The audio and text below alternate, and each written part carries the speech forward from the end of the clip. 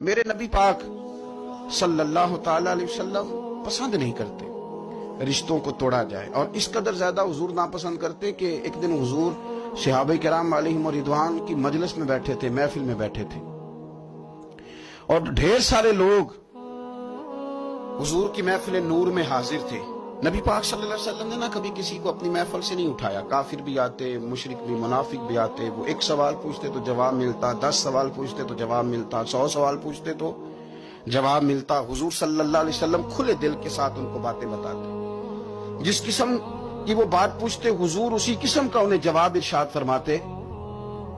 لیکن آج محفل جمی ہوئی تھی، صحابہ فرماتے ہیں بہت سارے لوگ تھے، اچانک نبی پاک نے ایک جملہ ارشاد فرمایا بھی آج اگر ہماری محفل میں کوئی ایسا شخص موجود ہے جو رشتے توڑنے والا، جس نے اپنے رشتے توڑ رکھے ہیں، تو وہ میری محفل سے اٹھ کے چلا جائے۔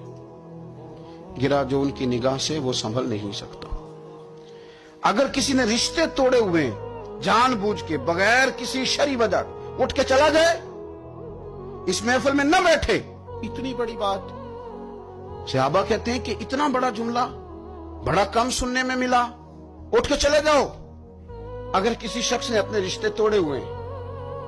اب وہ لوگ نہیں تھے جو یہ کہیں کہ پہلے ہماری بھی تو سنیں نا، ہم آپ کو بتائیں گے رشتہ داروں نے ظلم کتنا کیا ہے، ان کی زیادتیاں کتنی ہیں، ہم آپ کو لسٹ دکھاتے ہیں جس میں ہم نے ان کے گناہ لکھے ہوئے ہیں، ہمارے پاس وہ رجسٹر موجود ہے جس میں ہم نے 1 2 3 4 صفحے بھر دی ہیں ان کے ظلم۔ اب ہم سے سنیں تو صحیح۔ حضور نے فرمایا جس کا کوئی رشتہ دار ناراض ہے اٹھ کے چلا جائے میری محفل سے۔ ایک نوجوان اٹھ کے گیا اور اس نے بھی جا کے بحث کوئی نہیں کی، کہتے میری خالہ ناراض تھی، جیسے بھی مجھ سے ہو سکا نا میں نے خالہ کو راضی کیا۔ کیوں؟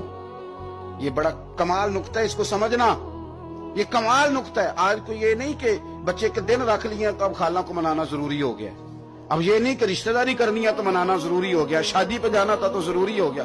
آج خالہ کو منانا اس لیے ضروری ہے کہ مدینے والے رسول نے کہہ دیا اٹھ کے چلے جاؤ۔ حضور کی رضا کے لیے، نبی پاک کو راضی کرنے کے لیے آج ضروری ہو گیا، ضروری۔ کریم نے فرمایا جس کا کوئی رشتہ دار ناراض ہے اٹھ کے چلا جائے، کہتے جیسے بھی مجھ سے ہو سکا، جس طرح۔ اس لیے نہیں کہ الیکشن تھے تو ضروری تھا، اور جیسے تیسے بھی تھا اور راضی کرنا مقصود تھا، اس لیے کہ اللہ رسول راضی ہو۔ میں نے خالہ کو راضی کیا، آ کے واپس بیٹھا۔